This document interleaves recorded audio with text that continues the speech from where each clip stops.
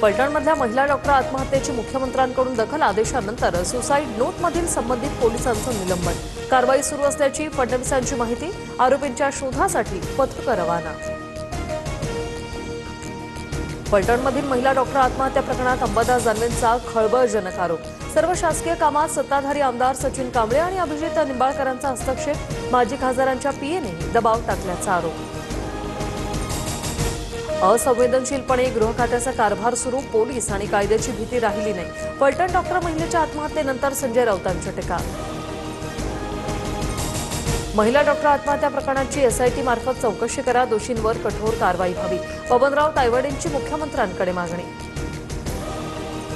मुरलीधर मोहोळ यांनी मुख्यमंत्री फडणवीसांची भेट घेतली, पुण्यातील जैन बोर्डिंग जमीन प्रकरणात धंगेकरांकडून मोहोळांवर आरोप, त्याच पार्श्वभूमीवर भेट घेतल्याची सूत्रांची माहिती.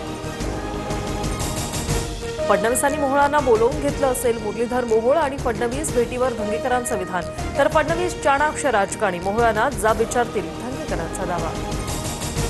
उपमुख्यमंत्री शिंदे दिल्ली दौऱ्यावर, शिंदे शहांना भेटणार, निधी मिळत नसल्याने सेना आमदारांमध्ये नाराजी, भाजप नेत्यांच्या विरोधातील वक्तव्यासह गणेश नाईक केळकरांच्या भूमिकेबाबत चर्चा करणार, सूत्रांची माहिती. मुंबईत ठाकरे बंधूंचाच महापौर होणार, मुंबई ठाण्यातल्या महायुतीला पराभव दिसतोय, पालिका निवडणुकीवरून संजय राऊतांचा दावा.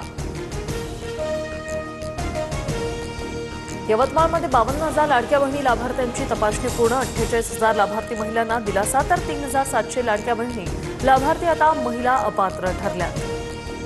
नांदेडमधील तरुणाला कर्नाटकात बेदम मारहाण, व्हिडिओ व्हायरल, मारहाणीत 21 वर्षीय तरुणाचा मृत्यू, विवाहित महिलेसोबतच्या प्रेमसंबंधातून मारहाण झाल्याची माहिती.